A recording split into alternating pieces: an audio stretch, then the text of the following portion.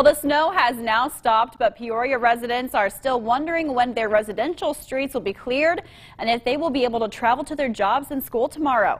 Rosario Dominguez tells us what Peorians experienced over the course of this storm and what we can expect in terms of road conditions.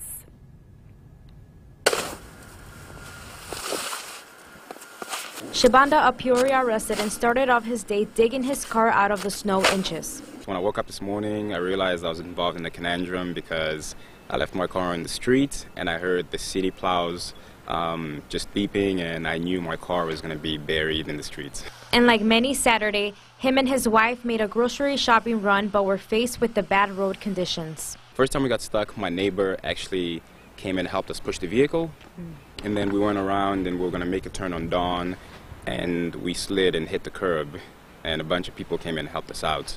Other residents were out on a sunny vacation and came back to a surprise. Yesterday we were in Jamaica, and then today we're here. Woke up with breakfast on the beach and came home to snow. Yeah, we kind of planned the vacation so we come back on Saturday, have a nice Sunday to relax, and then go back to work on Monday, and it's not necessarily happening.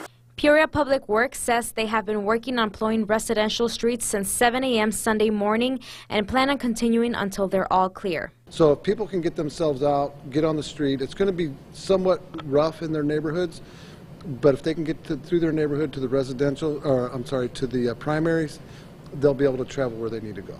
They also say the public should be good to go to work and school on Monday. Peoria Public Works says that if anyone wants a specific time for plowing on their streets, they can contact them directly for that info. In Peoria, Rosario Dominguez, WYZZ News.